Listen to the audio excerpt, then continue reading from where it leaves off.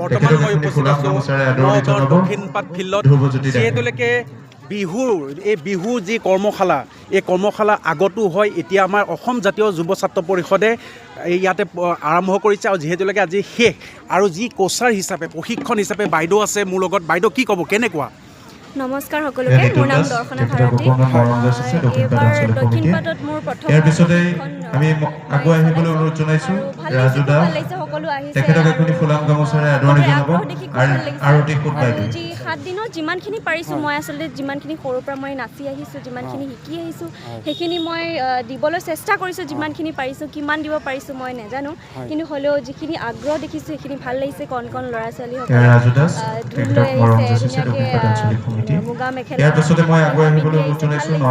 যাতে অভিভাৱকসকলকো মই এনেদৰে আগুৱাই লৈ যায় নিজৰ ল'ৰা ছোৱালীসকলক এনেকেই নাচ বা ঢোল এনেকৈ আমাৰ সংস্কৃতিখন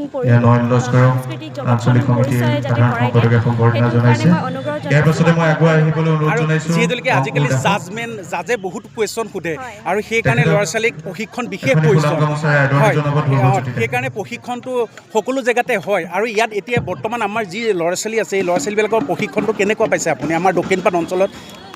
হয় হয় ভাল লাগিছে আচলতে মই আগুৱাই আহিবলৈ অনুৰোধ জনাইছো পংকজ বৰা বিচাৰকসকলেও বহুত তেখেতক এখনি ফুলাম গামোচাৰে আদৰণি জনাব